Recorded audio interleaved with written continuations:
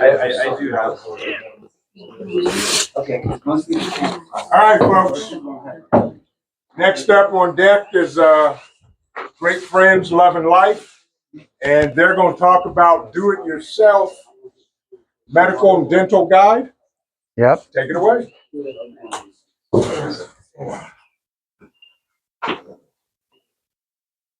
Oh, there's a bee.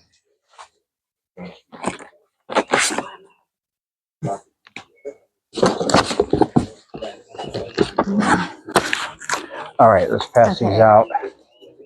Good morning. Good morning. Good morning. Oh, wow. Is it going to be a quiz? Nope. It's just a quick reference. Rick is handing out a medical and dental guidebook for you guys. There you go. Here. Oh, right over there. Yeah, well, I got more. Hold on.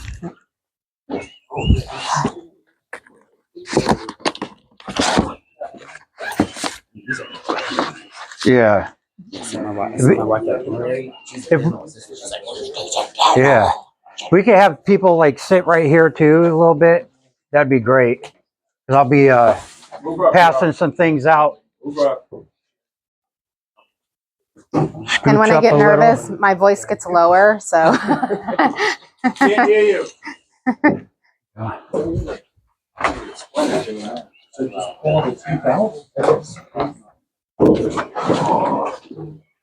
We're out to Texas.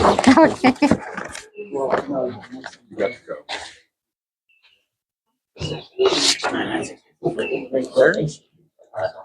He lives up this way. Just I know. You're welcome. Nerve-wracking. next later. Okay, so we just wanted to do a brief overview of this medical and dental guide for you guys. It's pretty self-explanatory, and you can read it obviously on your own time. There will be a pop quiz at the end of the session. Just joking. I gotta go fix something. But I just want to start off by saying that as long as there is medical and dental care available in this world, then you should obviously seek treatment from your doctors and dentists. Don't try to self-diagnose or yourself or anybody else. This is strictly just for like a grid down apocalyptic situation. So if you open the booklet, the cover sheet just tells you a little bit about us and how we got into prepping, and also why we put this guidebook together and the resources that we used for this.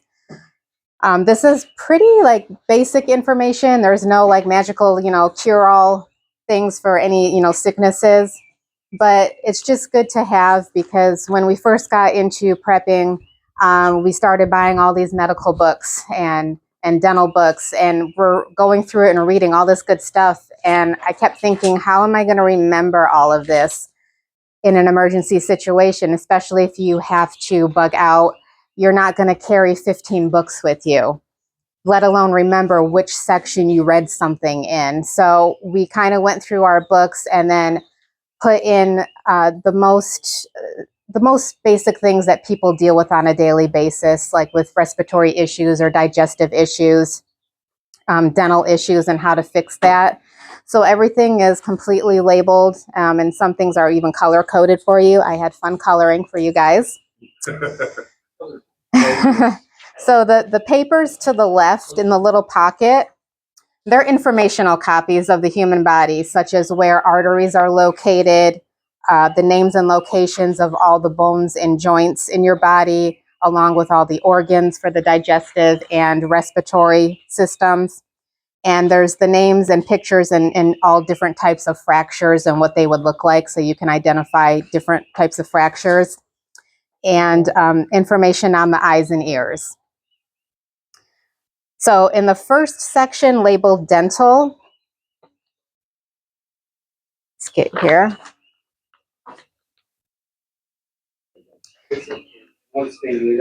I personally worked in oral surgery for 11 years. I was a surgical assistant assisting our oral surgeon in tooth extractions, jaw fractures, implants, sinus lifts, bone grafting. So a lot of this information, it did come from me, as well as the dental book that I was using as well. So I explain in this section how to extract a tooth and treat it for dry sockets, how to fix a dislocated jaw. And then there's a little label you'll see that's labeled TC. That is going to be your tooth chart, and it's color coded with where the wisdom teeth are located, you know, your premolars, your canines, your incisors, and if you had to extract a tooth, it would I tell you which forceps and which instruments are needed. I did do a video that freaked Vision out a little bit a while ago. Yes, indeed. It was awesome. Where I go over the actual instruments that I have for an oral surgery setup. So there is a YouTube video on that if you guys wanted to check it out. And the instruments I did buy off of Amazon. They're not exactly the high quality kind that you would find at a dental office, but it's enough to get the job done. Okay. The steel just isn't, it's not that heavy medical grade type steel, but it's better than a rusty pair of pliers. So in the next section labeled medical, this section will detail the difference between viral and bacterial infections and how antibiotics will only treat bacterial infections. So if you have something like a cold, don't waste your antibiotics on something that you're going to get over soon. Okay, and there's a list in there of just different sicknesses and illnesses that are bacterial and viral. So like I said, we did pick out like illnesses that we would most likely be dealing with and how to treat them. So you're going to see 4 smaller tabs labeled R, D, U, and O. And they are for respiratory issues, digestive issues, urinary tract issues. And then the O is for other minor ailments such as headaches, rashes, things like that. So that way it's an easy flip. If you're having a digestive issue, you can just flip to the D section, and then there's you know, different treatments on how to fix, you know, like GERD or, you know, IBS, gallstones, you know, hemorrhoids. So in the O section, there's things where I describe the differences between strains and sprains and how to treat them, how to treat headaches, ear infections, gout treatment, oral thrush, Lyme disease, tick removal, nosebleeds, and so forth. The next section is sutures and burns. And I cover how to suture, and there's some pictures that have been like kind of photocopied in there just to give you an idea of how to suture and how to treat first, second, and third degree burns. Which third degree burn, you're definitely either screwed or you need medical help. So try not to burn yourself. So in the next section is essential oils. And when I put this guide together a couple of years ago, I was newer to essential oils and tinctures. So there's a list of all the essential oils and tinctures that I have and that I'm still building our supply and what they do. Because, you know, essential oils like, you know, lavender can treat, you know, multiple things, not just one specific. Which is why, for those of you that are part of, you know, into essential oils, you know how they have those little circle stickers and you can label the top of the bottles. I did a number system with mine.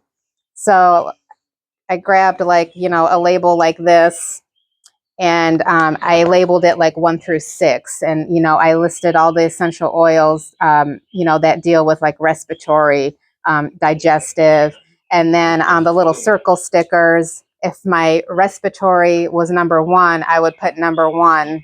on that. So it's like a quick reference guide, Right. you know, just in case if your spouse isn't familiar with essential oils, at least, you know, if they know their numbers, they can be like, oh, she's got a cold, respiratory, 1 and 1, you know.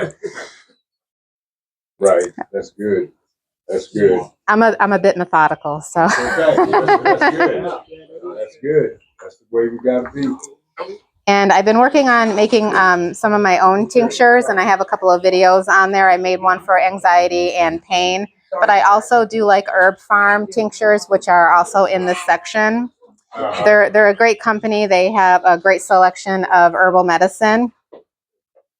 So I have Herb Farm listed in here as well, and how to use them.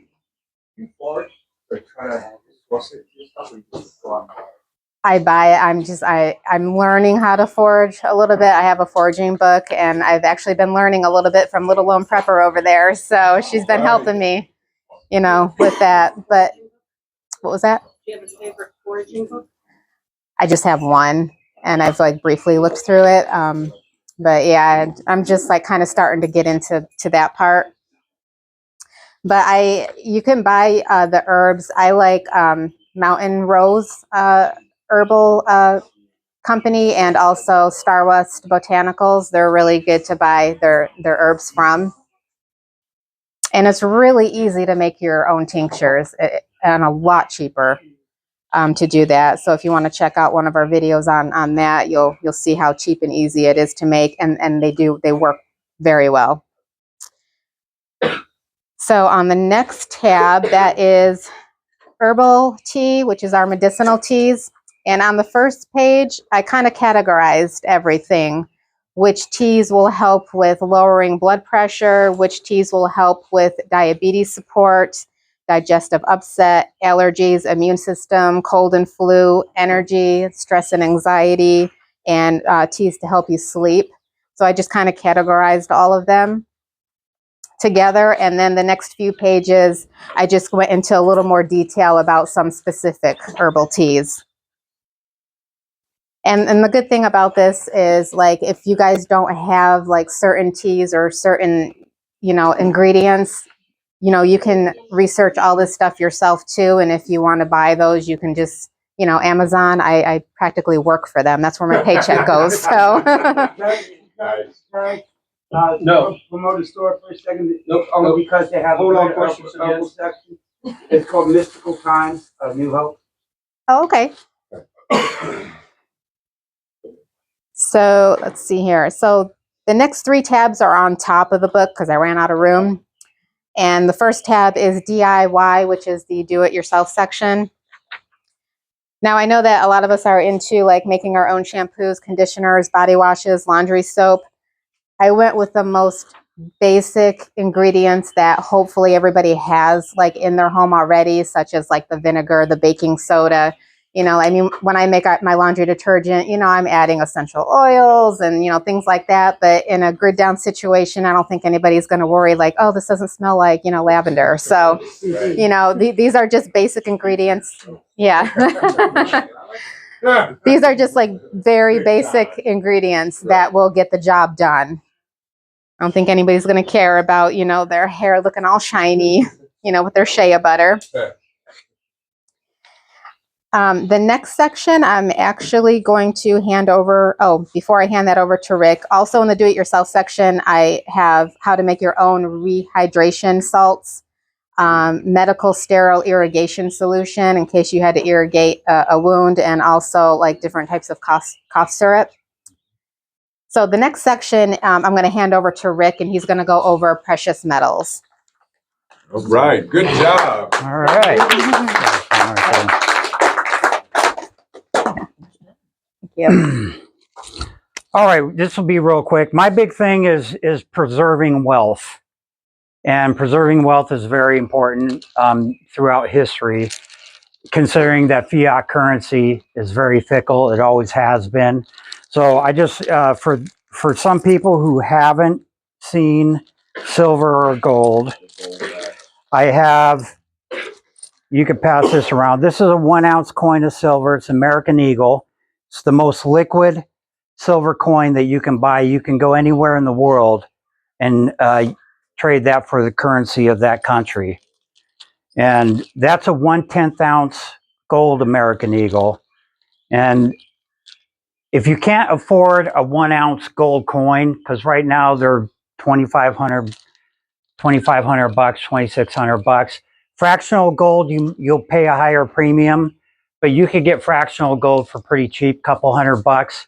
It's good to have a handful. This is 1 ounce of gold? That's a 1/10 ounce. Yeah, that's a 1/10 ounce.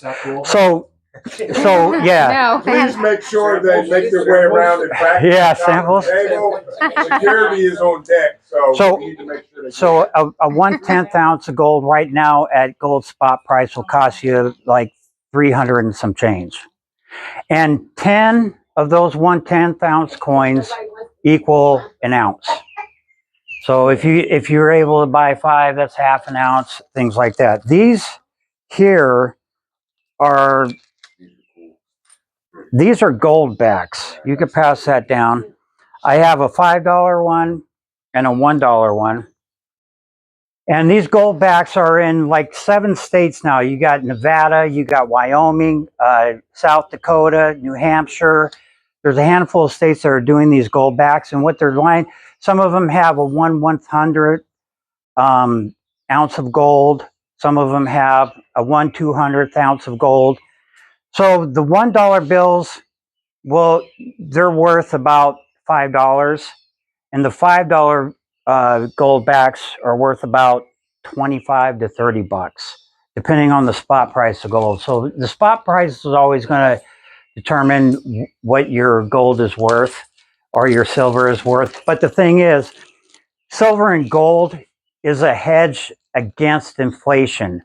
So, and technically a hedge is protection, gives you protection. Right. So silver and gold is a protection against inflation.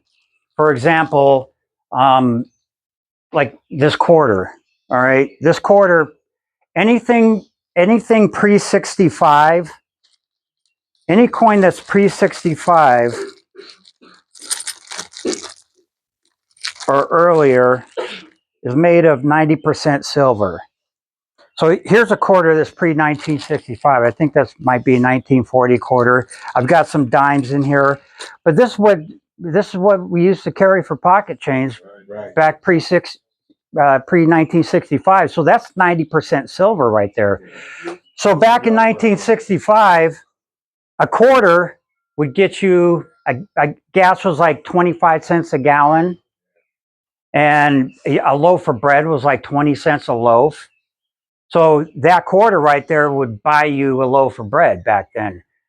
So, and today, because that has 90% silver in that quarter, if you went to a coin shop, the coin shop would probably give you about between $4 to $5 for that quarter. So it's still a hedge. So what's a loaf of bread cost now? $5. Right. A gallon of gas is going to cost you $4 to $5. So what used to cost you 25 cents for a gallon of gas, that same quarter there, because of the silver content, is going to give you that $4 that you need. And so basically, if you're able, they do have nickels also. That's kind of a cool fact. Between 1942 and 1945, they made nickels with 35% silver in it, and that was because of the war. And they needed the nickel in those coins to make weapons and things like that. So they took the nickel out of the nickels and put in 35% silver. But so today, anything after 1965, there's no silver in our coins anymore. So I've gone to like, the Coinstar machines. I hit those every time I come by one. I'll look in there. I'll grab the change that's out of there. I've found 90% silver dimes in there that people didn't even know that it was silver. You know, and you're talking a 90% silver dime right now. If you turn it into a coin shop, you'll get about $3 for it, which is pretty good. And that's because the Coinstar machines don't even recognize. They don't silver. recognize the coin. They spit They them out. spit them out. Really? Yeah. Wait. Yeah. Right. So they spit them out, and I've found a handful of 90% dimes in a Coinstar machine, and that's free silver right there. But at the same time, it's good to save your coins no matter what, because you still have industrial metal in them. There's still nickel, there's zinc, there's copper. Copper is an industrial metal, but it's also worth like $4.50 a pound. It's still a metal that you should keep around just in case, because copper goes into everything, radios, TVs, things like that. The same with silver. And really, in today's age, silver's spot price should be up there with gold, but governments of the world kind of suppress the spot price of silver. They don't want it to explode. For the simple fact, if it did, we'd be paying more for our TVs, more for our radios, things like that, because silver would be so expensive. But if you do have, like I said, silver is like 25 bucks, 26 bucks an ounce. You can get yourself throughout the year 5 ounces of silver, maybe a quarter ounce of gold or something like that, and have that preservation of wealth with you. We were talking about get home bags. One of the things that me and Karen carry in our get home bag is some cash and maybe some coins just in case for a weird situation. But cash is something good to have. So just a preservation of wealth is also a good prep, and it's something to have. People say, well, you can't eat gold or silver, but the thing is, the economy falls. You can, obviously that's a true statement, but you set yourself up for failure if you don't have it, because when the economy comes back into play, you actually have a precious metal that is basically God's money. It's been God's money since the beginning of time. So every single fiat currency throughout history has fallen, but gold and silver are always a leg up for those who have it, because when a new currency comes, you're going to be ahead of the game to trade some of that precious metal that you have for that new currency, where others are going to be pretty much stuck with what they're going to get. So that's my little throw out there for some precious metals as a prep. I got a question. Oh yeah. Go ahead, no. On the gold backs. Yeah. I've got a few of them.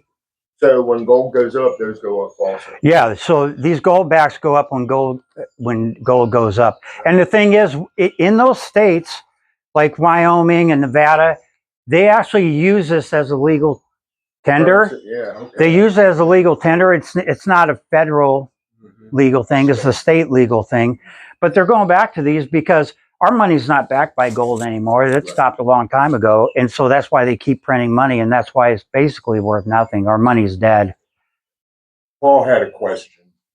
Yes, one thing I was going to throw in with everything you were saying about coins is don't forget also the mystic value, aka the collectible issue of the coin. Correct. Because you might be able to get $5 for that silver quarter for the silver weight, but as a collectible issue, that coin could be worth $20.